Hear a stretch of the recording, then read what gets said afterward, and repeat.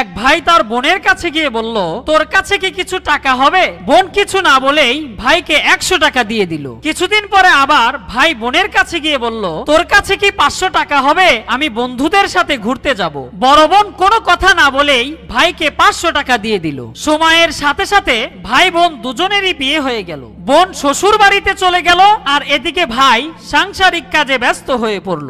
একদিন ভাই তার স্ত্রীর সাথে বসা ছিল, তখন ওই বোন ফোন দিয়ে বলল, ভাই আমাকে 10,000 টাকা ধার দিতে পারবি? আমার খুবই দরকার। ভাই কিছু বলার আগেই পাশ থেকে ভাবি বলে উঠল, তুমি যদি তোমার বোনকে 10,000 টাকা ধার দাও তাহলে আমার চাইতে খারাপ আর কেউ হবে না। তখন ভাই তার স্ত্রীকে বলল, আমি যখন ছোট ছিলাম আমার বোন আমার সাথে কোনোদিন হিসাব করতো না, আজ আমি তাকে টাকার কথা কিভাবে নিষেধ করব? এই বলে ভাই আড়ালে গিয়ে তার বোনের বিকাশ নাম্বারে 10,000 টাকা পাঠিয়ে দিল। বেঁচে থাকুক ভাই বোনের ভালোবাসা। আপনার